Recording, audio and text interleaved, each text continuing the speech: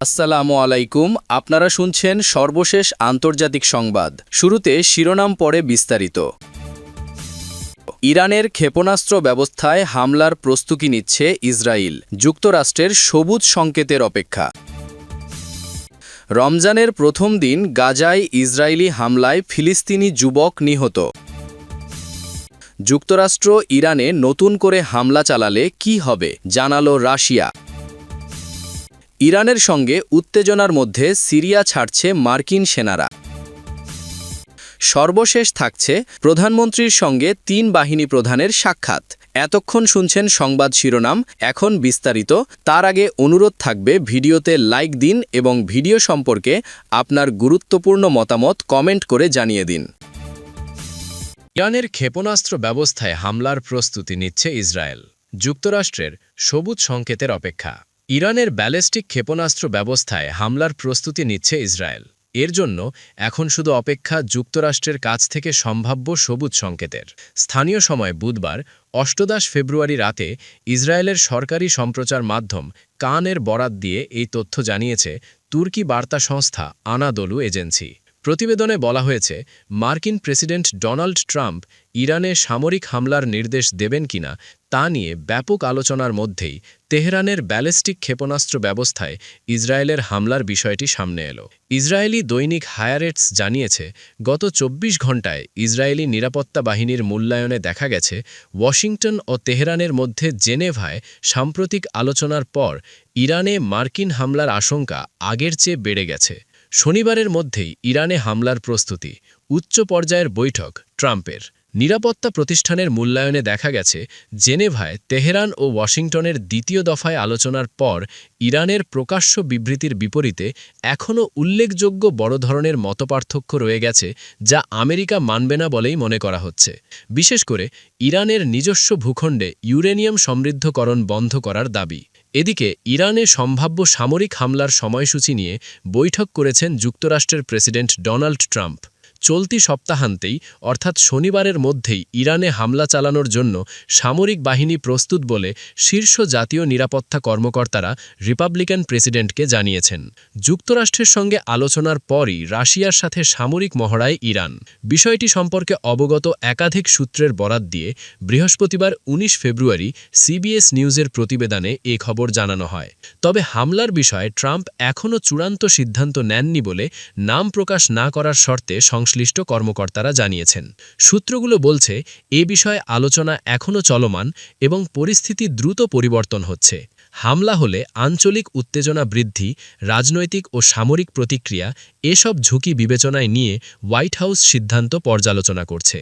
সম্ভাব্য সামরিক পদক্ষেপ বা ইরানের পাল্টা হামলার আশঙ্কায় পেন্টাগন মধ্যপ্রাচ্য থেকে কিছু মার্কিন সেনা ও কর্মীকে সাময়িকভাবে ইউরোপ বা যুক্তরাষ্ট্রে সরিয়ে নিচ্ছে বলে একাধিক কর্মকর্তা জানিয়েছেন।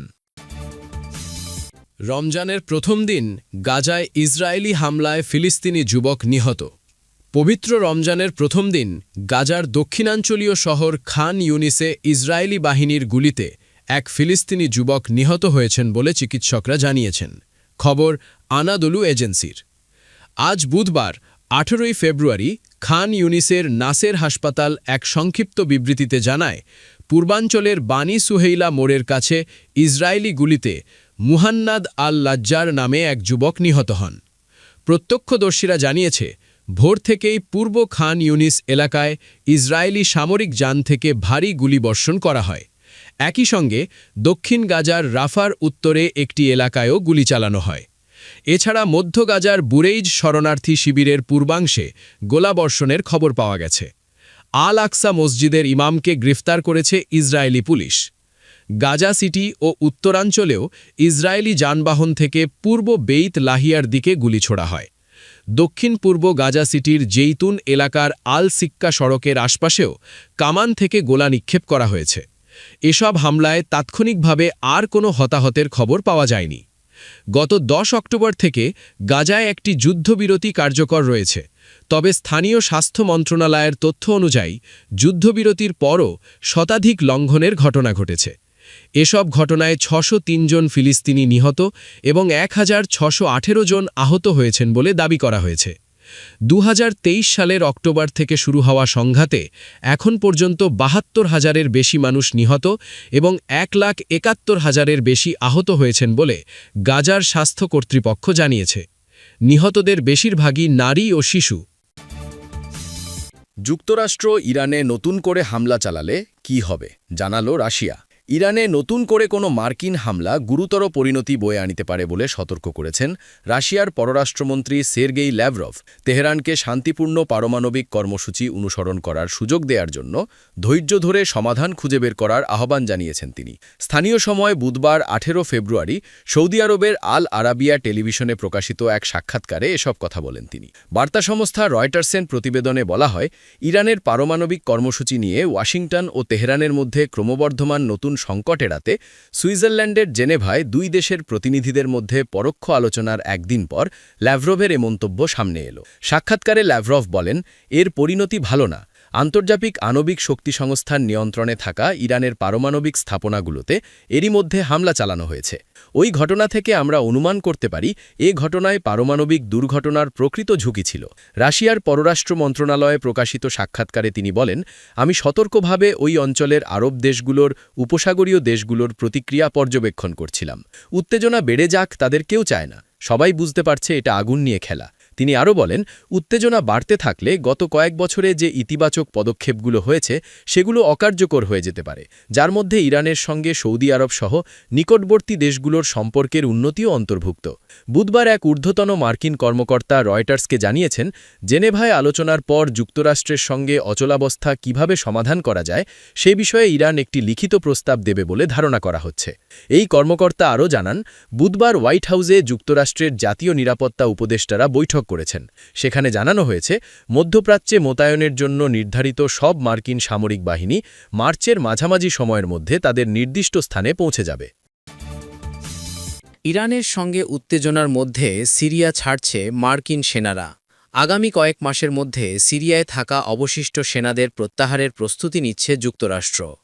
হোয়াইট হাউসের এক জ্যেষ্ঠ কর্মকর্তা সংবাদ মাধ্যম বিবিসিকে এ তথ্য জানিয়েছেন।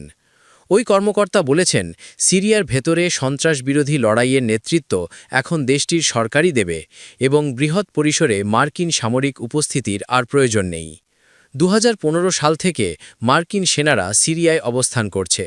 মূলত ইসলামিক স্টেটের প্রভাব মোকাবিলায় সন্ত্রাসবিরোধী অভিযানের অংশ হিসাবে দেশটিতে অবস্থান করছে মার্কিন সেনারা। ইরানের সঙ্গে উত্তেজনা বাড়ার মধ্যে প্রেসিডেন্ট ডোনাল্ড ট্রাম্প মধ্যপ্রাচ্যে মার্কিন সামরিক উপস্থিতি যখন বাড়ানোর পদক্ষেপ নিয়েছেন, তার মধ্যেই এ সিদ্ধান্ত এলে। হোয়াইট হাউসের কর্মকর্তা আরও জানান, সিরিয়ায় থাকা প্রায় 1000 মার্কিন সেনাকে প্রত্যাহারের সিদ্ধান্তটি শর্ত সাপেক্ষ রূপান্তর প্রক্রিয়ার অংশ এবং যুক্তরাষ্ট্র এখনও অঞ্চলটির যে কোনো হুমকির জবাব দেওয়ার জন্য প্রস্তুত থাকবে। এদিকে ইরানের সম্ভাব্য সামরিক হামলার সময়সূচি নিয়ে বৈঠক করেছেন যুক্তরাষ্ট্রের প্রেসিডেন্ট ডোনাল্ড ট্রাম্প। চলতি সপ্তাহান্তেই অর্থাৎ শনিবারের মধ্যেই ইরানে হামলা চালানোর জন্য সামরিক বাহিনী প্রস্তুত বলে শীর্ষ জাতীয় নিরাপত্তা কর্মকর্তারা রিপাবলিকান প্রেসিডেন্টকে জানিয়েছেন। বিষয়টি সম্পর্কে অবগত একাধিক সূত্রের বরাত দিয়ে বৃহস্পতিবার 19 ফেব্রুয়ারি সিবিএস নিউজের প্রতিবেদনে এ তথ্য জানানো হয়। তবে হামলার বিষয়ে ট্রাম্প এখনও চূড়ান্ত সিদ্ধান্ত নেননি বলে নাম প্রকাশ না করার শর্তে সংশ্লিষ্ট কর্মকর্তারা জানিয়েছেন। সূত্রগুলো বলছে, এ বিষয়ে আলোচনা এখনও চলমান এবং পরিস্থিতি দ্রুত পরিবর্তন হচ্ছে। হামলা হলে আঞ্চলিক উত্তেজনা বৃদ্ধি, রাজনৈতিক ও সামরিক প্রতিক্রিয়া এসব ঝুঁকি বিবেচনায় নিয়ে হোয়াইট হাউস সিদ্ধান্ত পর্যালোচনা করছে।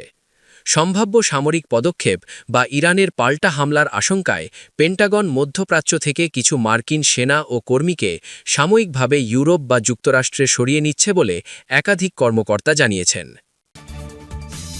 প্রধানমন্ত্রীর সঙ্গে 3 বাহিনী প্রধানের সাক্ষাৎ। প্রধানমন্ত্রী তারেক রহমানের সঙ্গে সৌজন্য সাক্ষাৎ করেছেন 3 বাহিনীর প্রধানগণ। বৃহস্পতিবার 19 ফেব্রুয়ারি সকালে সচিবালয়ের প্রধানমন্ত্রীর নিজের দপ্তরে এই সাক্ষাৎ পর্ব অনুষ্ঠিত হয়। প্রধানমন্ত্রী অফিসে পৌঁছানোর পর সেনাবাহিনী প্রধান জেনারেল ওয়াকারুজ্জামান, নৌবাহিনী প্রধান অ্যাডমিরাল মোহাম্মদ নাজমুল হাসান, বিমান বাহিনী প্রধান air chief marshal Hasan Mahmud খানের সাথে বৈঠক করেন। এছাড়া বৈঠকে উপস্থিত ছিলেন প্রধানমন্ত্রীর উপদেষ্টা brigadier general doctor AKM Shamsul Islam PSC, G, of. এর আগে আজ সকালে সচিবালয়ে মন্ত্রিপরিষদ সচিব ড নাসিমুল গনি ও মুখ্য সচিব ABM আব্দুস সাত্তার প্রধানমন্ত্রীকে স্বাগত জানান। এদিকে দ্বিতীয় দিনের মতো আজ সচিবালয়ে গেছেন প্রধানমন্ত্রী তারেক রহমান। এদিন ফ্যামিলি কার্ড নিয়ে আন্তমন্ত্রণালয় বৈঠকে যোগ দেবেন তিনি। বৃহস্পতিবার ১৯ ফেব্রুয়ারি সকালে সচিবালয়ে প্রবেশ করেন তিনি। এর আগে বুধবার ১৮ ফেব্রুয়ারি বিকেল ৩টার দিকে প্রধানমন্ত্রীর নেতৃত্বে নতুন মন্ত্রিসভার প্রথম বৈঠক অনুষ্ঠিত হয়েছে। এ সময় তিনি মন্ত্রিসভার সদস্যদের সঙ্গে কুশল বিনিময় করেন। এদিকে মন্ত্রিসভার প্রথম বৈঠকের মধ্য দিয়ে প্রধানমন্ত্রী হিসেবে প্রথমবারের মতো সচিবালয়ের নির্ধারিত দপ্তরে আনুষ্ঠানিকভাবে কাজ শুরু করেছেন তারেক রহমান। গত এক দশকেরও বেশি সময় ধরে মন্ত্রিসভা ও সচিবদের প্রায় সব বৈঠকই প্রধানমন্ত্রীর কার্যালয়ে অনুষ্ঠিত হয়ে আসছিল। এর আগে মঙ্গলবার ১৭ ফেব্রুয়ারি বিকেলে নতুন সরকারের প্রধানমন্ত্রী, মন্ত্রী ও প্রতিমন্ত্রীরা শপথ গ্রহণ করেন। রাতে মন্ত্রিপরিষদ বিভাগ থেকে দপ্তর বণ্টন করে প্রজ্ঞাপন জারি করা হয়।